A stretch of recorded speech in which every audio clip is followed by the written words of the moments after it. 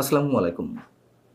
Doctor Mohammad Yunus সরকারের ১ বছর পূর্তি উপলক্ষে অথবা শেখ হাসিনা সরকারের পতনের ১ বছর পূর্তিতে আন্তর্জাতিক বিভিন্ন প্রতিষ্ঠান, আন্তর্জাতিক বিভিন্ন গণমাধ্যম বার্তা সংস্থা তারা তাদের দৃষ্টিভঙ্গি থেকে নানান ধরনের প্রতিবেদন প্রকাশ করছে এবং এগুলো সবগুলোই বাংলাদেশ কোন দিকে যাচ্ছে, কোনো অন্ধকারের দিকে, সেসব বিষয় তুলে নিয়ে আসছে। আটলান্টিক কাউন্সিল এটি একটি মার্কিন থিঙ্ক ট্যাঙ্ক প্রতিষ্ঠান, আপনারা অনেকেই জানেন।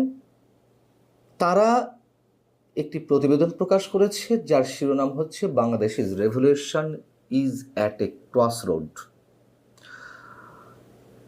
বাংলাদেশ যে কিভাবে নৈরাজ্যের দিকে যাচ্ছে সেই প্রসঙ্গগুলোই এই প্রতিবেদনে স্থান পেয়েছে। মজার বিষয় হচ্ছে আটলান্টিক কাউন্সিল মার্কিন একটি থিঙ্ক ট্যাঙ্ক প্রতিষ্ঠান, আপনারা অনেকেই জানেন। এই প্রতিষ্ঠানের সাউথ এশিয়া সেন্টারের সিনিয়র ফেলো হচ্ছেন ডক্টর আলী রিয়াজ, আমাদের সংবিধান সংস্কার কমিশনের যিনি প্রধান ছিলেন এবং এই মুহূর্তে জাতীয় ঐকমত্য কমিশনের ভাইস চেয়ারম্যান। তিনি আটলান্টিক কাউন্সিলের যে ওয়েবসাইট তাতেই একটি আর্টিকেল লিখেছিলেন, প্রতিবেদন দিয়েছিলেন ২০২৪ সালের ৭ আগস্ট, শেখ হাসিনা সরকারের পতনের ২ দিন পরে। তার সেই লেখাটির শিরোনাম ছিল Hasina is out, Yunus is in, year are the 3 biggest factors to watch in Bangladesh. অনেক কিছু লিখেছেন, পড়ে দেখতে পারেন। মজার বিষয় এই জন্য বলছিলাম, সেই আটলান্টিক কাউন্সিলে ১ বছর পর এসে ডক্টর মোহাম্মদ ইউনূস সরকারের সম্পর্কে যেই মন্তব্যগুলো করা হয়েছে মোটামুটি একেবারে ইউটার্ন বলা যেতে পারে। বাস্তবতাতে সেটি মানুষ যা আশা করেছিল, মানুষের স্বপ্ন ভঙ্গ হয়েছে। কি বলছে আটলান্টিক কাউন্সিল? এখানে বলা হচ্ছে, আমি এই দীর্ঘ একটি লেখা এর অংশবিশেষ আপনাদের সামনে তুলে ধরছি, ব্যাখ্যার মোটামুটি খুব একটা প্রয়োজন হবে না, আমি একটু বলি আপনাদের সামনে। এখানে বলা হচ্ছে যে বিপ্লবের বর্ষপূর্তির সময় বাংলাদেশের নাগরিকরা এটিকে পকেট মার হিসেবে দেখছেন। চরমপন্থীরা শক্তিশালী হয়েছে, সংখ্যালঘু নির্যাতন বেড়েছে, রাজনৈতিক প্রতিদ্বন্দ্বীদের লক্ষ্যবস্তু করা হচ্ছে এবং অর্থনৈতিক অবস্থা টালমাটাল। জাতিকে গণতন্ত্রের দ্বার প্রান্তে নয় বরং নৈরাজ্যের দ্বার প্রান্তের দিকে ঠেলে দেওয়া হচ্ছে। আটলান্টিক কাউন্সিলের এই প্রতিবেদন বলছে ৫ আগস্ট ২০২৪ হাসিনা পতনের পরপরই যা যা উল্লেখ করা হলো সংক্ষেপে, এর সব কিছুই জ্বলজ্বল করে উঠছিল প্রথম দিকে। ধর্মীয় চরমপন্থীরা দেশ জুড়ে ভাস্কর্য এবং শিল্পকর্ম ভেঙে ফেলে। এর পরপরই আল কায়েদার যে মিডিয়া উইং আল সাহাব ১২ পৃষ্ঠার একটি বার্তা প্রকাশ করে, যেখানে এই ঘটনাগুলোকে মুসলমানদের বিজয় হিসেবে উল্লেখ করা হয়, ভাস্কর্য ধ্বংসের প্রশংসা করা হয়। সন্ত্রাসী হিসেবে ঘোষিত হিজবুত তাহরির ঢাকার রাস্তায় কোনো ধরনের বাধা ছাড়াই খিলাফতের জন্য মার্চ নিয়ে মিছিল করে। যদিও আমরা দেখেছি পরবর্তীতে সেই মিছিলে পুলিশ একটু আক্রমণ করে, চারিদিকে সমালোচনার ঢেউ যখন ওঠে তখন। যাই হোক, এখানে বলা হচ্ছে অন্তর্বর্তীকালীন সরকারের প্রাথমিক পদক্ষেপ ছিল আল কায়েদা অনুমোদিত আল আনসার আল ইসলামের শীর্ষ নেতা জসিমউদ্দিন রহমানের বিরুদ্ধে অভিযোগ প্রত্যাহার করা। শীর্ষ জঙ্গিসহ ১৫,০০০-এরও বেশি বন্দী দ্রুত জামিনে মুক্তি পেয়েছে। সারা দেশে সমন্বিতভাবে কারাগার ভাঙার ঘটনায় ৯৮ জন দোষী সাব্যস্ত ইসলামী সন্ত্রাসী কারাগার থেকে পালিয়ে যায়। আর এখন রাস্তায় জিহাদি পতাকা উড়ছে, কর্তৃপক্ষ অন্যদিকে তাকিয়ে আছে উদাসীনতার ভাব করে। অন্তর্বর্তীকালীন সরকারের প্রধান উপদেষ্টা মোহাম্মদ ইউনূস যদিও মুখে বলছেন বাংলাদেশে উগ্রবাদ পুনরুত্থিত হবে না, কিন্তু বাস্তবতা বলছে ভিন্ন কথা। এখানে বলা হচ্ছে যে জুলাই আন্দোলনে নারীদের একটি বড় অংশ সামনের কাতারে ছিলেন শেখ হাসিনা বিরোধী আন্দোলনে, অথচ তারাই এখন মৌলবাদী শক্তির উত্থানে প্রথম আক্রান্তের শিকার।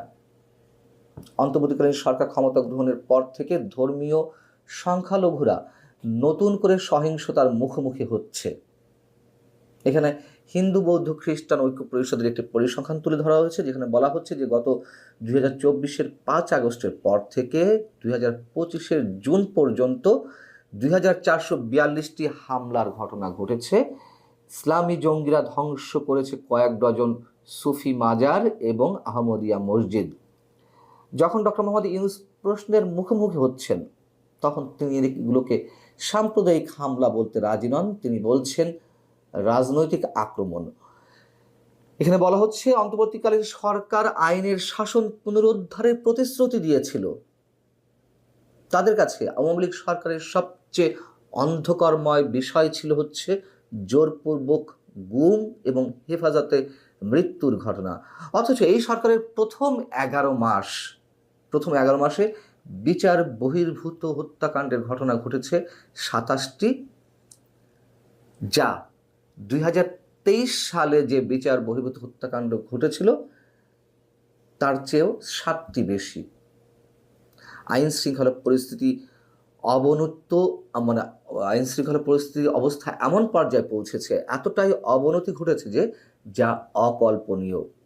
দায় মুক্তি নিয়ে মব সন্ত্রাস চলছে নির্বিচারে। বর্তমান সরকার ক্ষমতা গ্রহণের পর থেকে বাংলাদেশে 179টি গণহত্যার ঘটনা ঘটেছে। এতে তারা কিভাবে হিসাব করেছে আমি জানি না। ফেব্রুয়ারিতে জনশৃঙ্খলা ফিরিয়ে আনার জন্য যখন অপারেশন ডেভিল হান্ট পরিচালনা করা হলো, পুলিশ প্রায় 20,000 মানুষকে আটক করে, যাদের প্রায় সবাই আওয়ামী লীগের সমর্থক। মে মাসে সংখ্যাটি পৌঁছেছে 48,400-তে। অর্থাৎ সারা দেশে যে গণগ্রেপ্তার ধরপাকড়, শুধু মে মাসে 48,400, যা ইতিহাসের রেকর্ড সৃষ্টি করেছে যে এক মাসের মধ্যে এই পরিমাণ মানুষকে ধরা হয়েছে, যাদের প্রায় সবাই তাদের লক্ষ্যবস্তুতে পরিণত হয়ে আছে। এই প্রতিবেদনে বলা হচ্ছে, আটলান্টিক কাউন্সিলের দীর্ঘ এই প্রতিবেদন বলছে সন্দেহ বেড়েছে যে সরকার ইচ্ছাকৃতভাবে নির্বাচন পিছিয়ে দিতে পারে, যাতে 2024 সালের জুলাইয়ের অভ্যুত্থানের ছাত্র নেতাদের দ্বারা তৈরি ন্যাশনাল সিটিজেন পার্টি এনসিপি এবং তাদের মিত্র ইসলামপন্থী দলগুলোকে শক্তিশালী করা যায়। এগুলো আমরা অনবরত বলে আসছি, এগুলো একেবারে ওপেন সিক্রেট। মানে যা যা বলা হচ্ছে এখানে, তার সাথে মতবিরোধ করার খুব একটা জায়গা নেই বলা যায়। আটলান্টিক কাউন্সিল বলছে আওয়ামী লীগ নিজেই যে কর্তৃত্ববাদী কৌশলগুলোর জন্য প্রায়শই অভিযুক্ত, তাকে নিষিদ্ধ করে বর্তমান সরকারও সেই অভিযোগে অভিযুক্ত, এবং এর মাধ্যমে দেশের একটি বড় অংশের মানুষকে ভোটাধিকার থেকে বঞ্চিত করা হচ্ছে। নির্বাচনী বৈধতা ক্ষুণ্ণ হতে পারে, রাস্তায় ফিরিয়ে আনতে পারে রাজনীতিকে, এবং এর মাধ্যমে একটি বিপজ্জনক নজির স্থাপন করতে যাচ্ছেন ডক্টর মোহাম্মদ ইউনূস সরকার। এটি তো আন্তর্জাতিক একটি প্রতিষ্ঠানের একটি প্রতিবেদন। 5 আগস্টের পরে যখন আওয়ামী লীগকেই ফ্যাসিবাদ বলে উল্লেখ করা হচ্ছিল, আমরা উল্লেখ করছিলাম, মাত্র 1 বছরের মাথায় এসে এখন এই সরকারের বিরুদ্ধেই মানুষ ফ্যাসিবাদিতার অভিযোগের আঙুল তুলছে। 5 আগস্টের পরই যখন মানুষ বঙ্গবন্ধুর নামটা উচ্চারণ করতে পারছিল না, মুক্তিযুদ্ধ শব্দগুলো উচ্চারণ করতে পারছিল না, এখন মানুষ মোটামুটি রুখে দাঁড়াতে শুরু করেছে।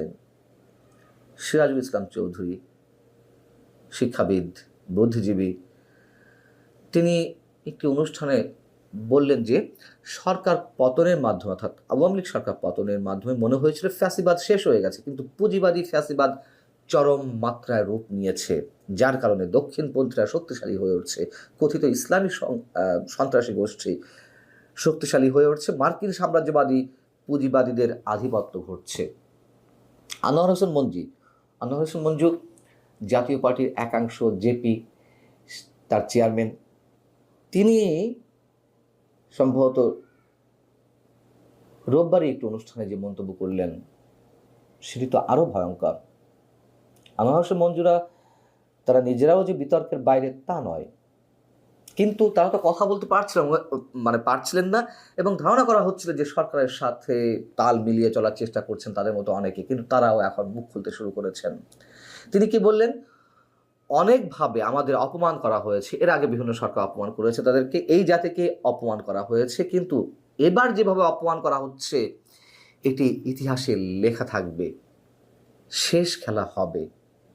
তিনি বলছেন এদেশের মানুষের সঙ্গে যারা সংগ্রাম করেছে, আন্দোলন করেছে, তাদের বাদ দিয়ে এখন দেশ কারা চালাচ্ছে? আমেরিকা, লন্ডন, জাপানে যারা ছিলেন, বিদেশিদের ধরে এনে সংস্কারের কাজ করানো হচ্ছে। কিন্তু এই যে সংস্কারের কাজ বা প্রস্তাবনা বা নানান ধরনের কি সব থিওরি দেওয়া হচ্ছে, এর বাস্তবায়ন করবে কে?